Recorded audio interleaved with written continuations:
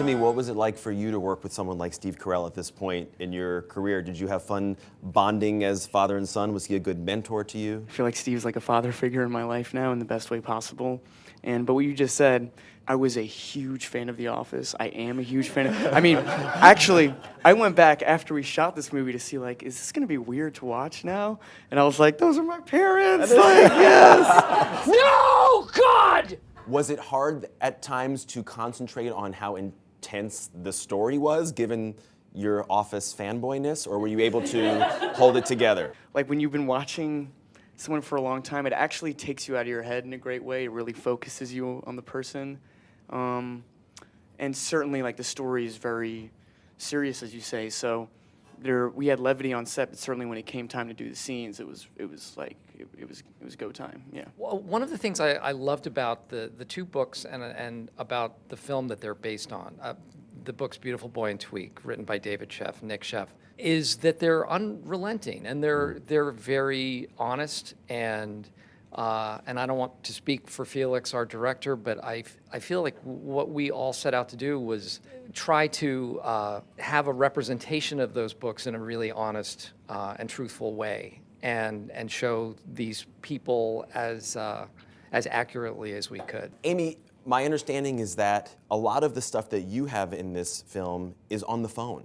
Were there times where you were like, oh, I want to be there with everybody else, or is there a trick to making of the phone scenes seem really realistic? Well, the first day I arrived on set, just to say hello and have costume fittings and such, I went over to say hi, but the cameras were rolling, and you guys had said, oh, just get on the other line. I was off camera for your first phone call, wasn't I? And so I heard Steve's voice first before greeting hello, and I just started crying. It's like, I'm so happy to be back here. Like, I feel so close to this person, yet there's a disconnect. Right. And so I guess the one challenge was that one, because the film is set, you know, in a bygone era in terms of cell phone life. So right. We're using those period cell phones, and we actually couldn't get the signal that time because they were too old. You guys have a roller coaster of a scene in a diner.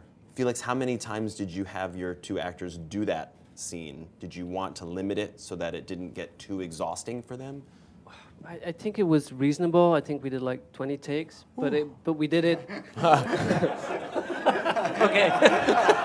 Not the number I was expecting after the word reasonable. I'm sorry, Dad. Why don't we just have lunch and talk? We can do that, right? I think for them it was incredibly exhausting, but that was the way to get all the interaction and it was crazy to see actors like connecting that while the characters actually are trying to connect but don't connect. I remember getting there and Felix had set up, I think, like just a camera on Steve's side and a camera on my side so he could use the same takes.